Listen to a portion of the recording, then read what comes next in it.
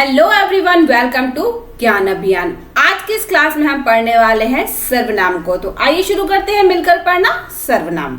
सर्वनाम को पढ़ने से पहले मैं फिर से आपको बता दूं, जैसे हम पिछले वीडियो में बताया था कि भाई सर्वनाम को जानने से पहले संज्ञा को जानना जरूरी है और संज्ञा नाम वाले शब्दों को हम संज्ञा कहते हैं। तो जो नाम वाले शब्द हैं वो संज्ञा है और ऐसे शब्द जो नाम की जगह पर प्रयोग होते हैं वो कहलाते हैं सर्वनाम। और यही सर्वनाम आज हम यहाँ पर पढ़ेंगे। तो आइए शुरू करते हैं सर्वनाम को जानना। सर्वनाम एक ऐसा शब्द है जो वाक्य में संज्ञा की जगह ले सकता है। सर्वनाम एक शब्द है जो किसी संज्ञा की जगह पर प्रयोग होता है और हमें उस संज्ञा के बारे में जानकारी देता है ना। जो वाक्य में संज्ञा की जगह ले सकता है सर्वनाम कहलाता है। यानी ऐसे शब्द जो हम नाम के बदले संज्ञा के बदले प्रयोग करते हैं उसे ही हम सर्वनाम कहते हैं, वही सर्वनाम कहलाता है। जैसे कि आप, हम, इस, उस, मैं, तुम, यह, वह, जो, सो, कौन, क्या, कोई, कुछ इत्यादि सर्वनाम के कुछ उदाहरण है। ये सारे सर्वनाम के उदाहरण जो कि हम नाम के बदले प्रयोग करते हैं।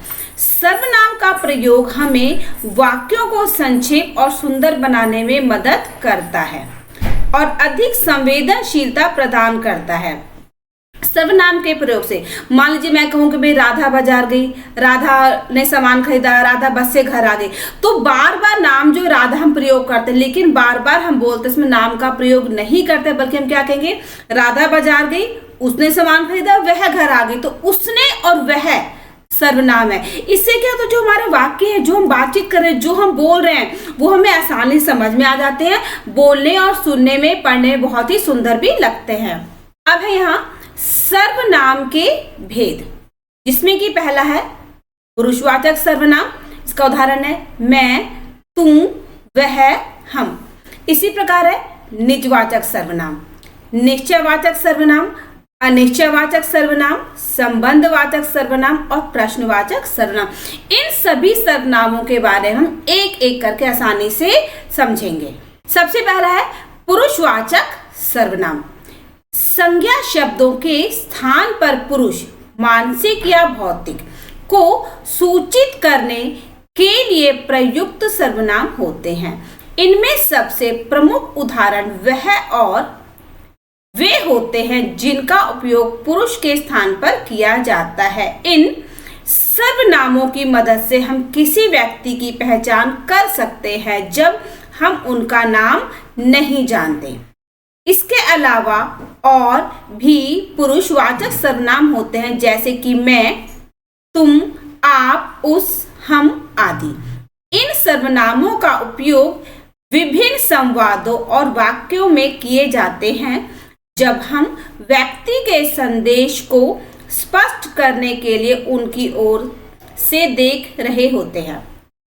इस तरह पुरुषवाचक सर्वनाम वाक्यों को संवाद करने और समझने में मदद करते हैं और व्यक्तियों के साथ संवाद में सुचारू रूप से उपयोग होते हैं।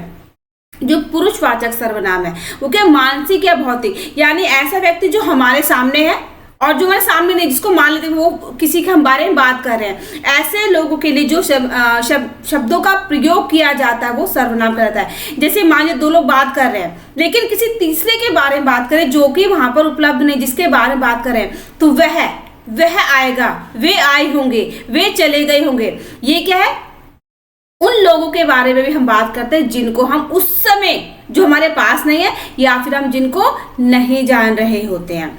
मैं, आप, हम, ये भी सर्वनाम के ही शब्द हैं।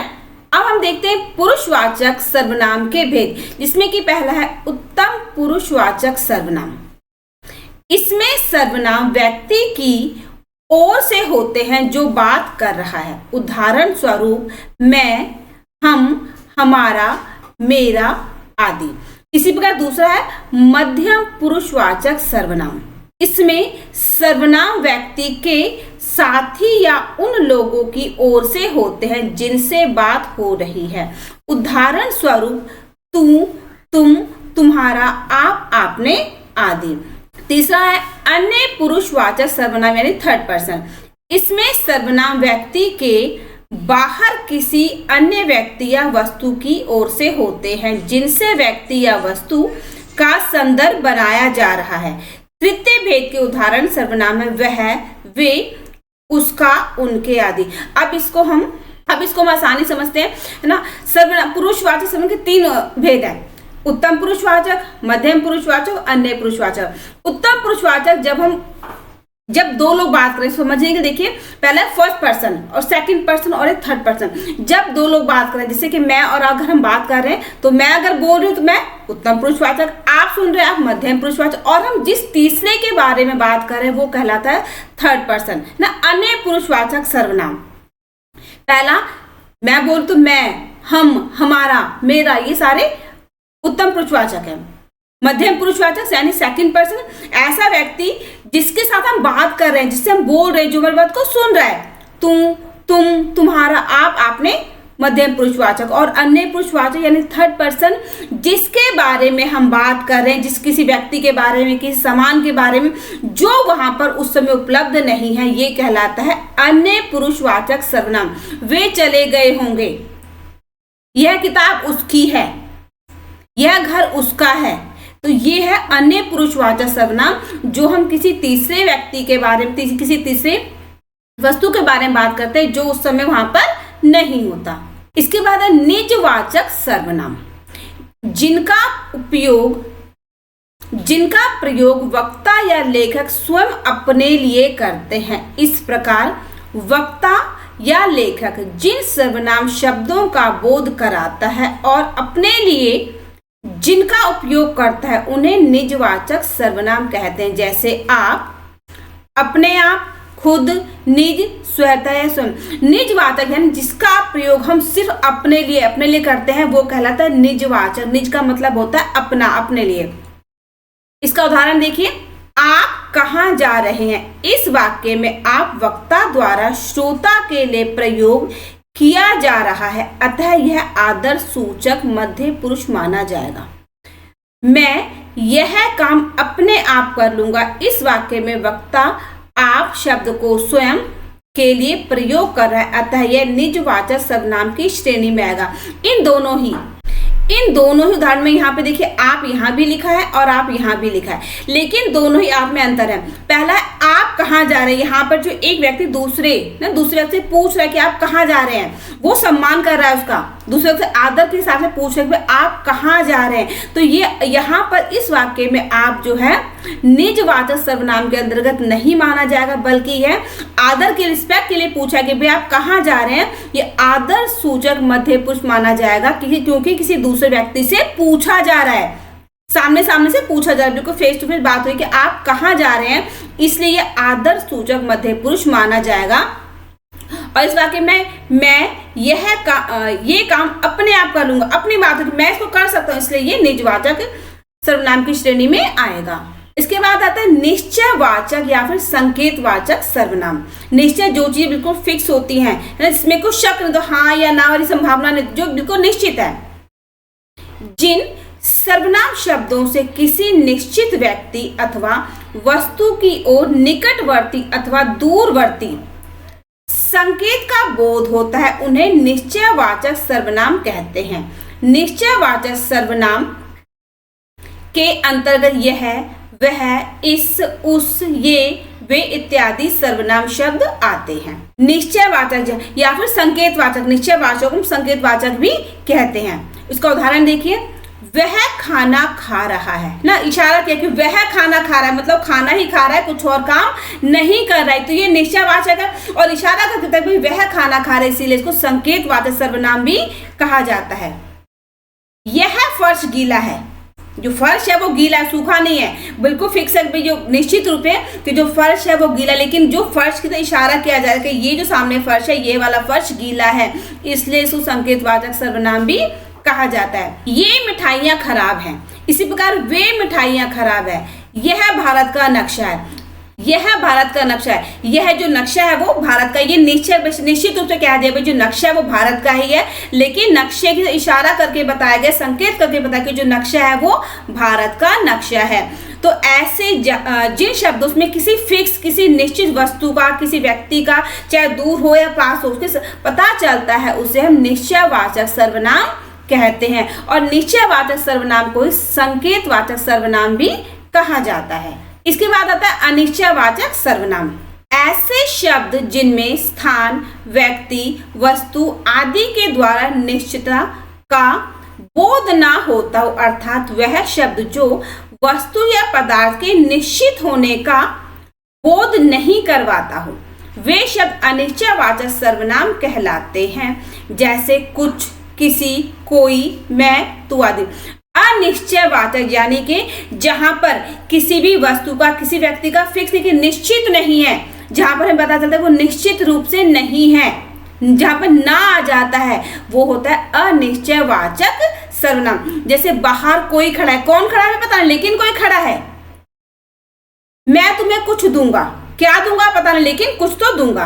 अब इसका उदाहरण देखिए। और अनिश्चयवाचक सर्वनाम के उदाहरण, कोई आया था और आपके लिए कुछ लाया था। कौन आया था पता नहीं, क्या लाया पता नहीं लेकिन कुछ लाया है। हमारे घर कोई आया है, कौन आया है नहीं पता। उपर्युक्त वाक्य में हमें किसी के आने का बोध हो रहा है, तो पता चले भाई कोई आया था लेकिन कौन आया ये नहीं पता, ना कि यह पता चल रहा है कि कौन आया है, अर्थात हमें यह पूरी तरह से निश्चित नहीं है कि कौन आया है। जहां पर वस्तु, किसी व्यक्ति के बिल्कुल निश्चित रूप से नहीं कहा जाता, जहां पर ना आ जाता है, जहां पे हमें पक्का नहीं पता होता भाई क्या है ना, किस चीज के बारे में बात हो रही होती है, वो कहलाता है अनिश्चयवाचक सर्वनाम। बाहर कोई खड़ा है, कौन खड़ा है नहीं पता, यह अनिश्चयवाचक सर्वनाम। इसके बाद देखिए संबंधवाचक सर्वनाम। जिन सर्वनाम शब्दों का प्रयोग किसी वस्तु या व्यक्ति का संबंध बताने के लिए किया जाए, वे शब्द संबंधवाचक सर्वनाम कहलाते हैं। किसका? जब किसी वस्तु या फिर किसी व्यक्ति का संबंध, उनके बीच का जो रिलेशन है उसको बताने के लिए किया जाता है, तो उसे हम संबंधवाचक सर्वनाम कहते हैं। संबंधवाचक सर्वनाम का प्रयोग वाक्य में दो शब्दों को जोड़ने के लिए भी किया जाता है। संबंध तभी होता है जब कुछ भी दो चीजों को जोड़ा जाए, जैसे जिसका, जो कि, जो सो, जितना, उतना। संबंधवाचक सर्वनाम के उदाहरण है, मेरा वह गिफ्ट कहीं खो गया जो मुझे जन्मदिन पर मिला था। जो वाक्य दिया हुआ ये मेरा वह गिफ्ट, इसमें क्या है, गिफ्ट और जन्मदिन, इनमें संबंध है। कौन सा गिफ्ट खो गया? जो जन्मदिन पर मिला था, संबंध बन रहा है गिफ्ट और जन्मदिन। कैसी प्रकार? जो पढ़ाई करेगा वह पास हो जाएगा। इस वाक्य में पढ़ाई और पास होने का संबंध है। पास कौन होगा? जो पढ़ाई करेगा। जहां पर संबंध बन जाता है वो कहलाता है संबंधवाचक सर्वनाम। इसी प्रकार अगला है प्रश्नवाचक सर्वनाम।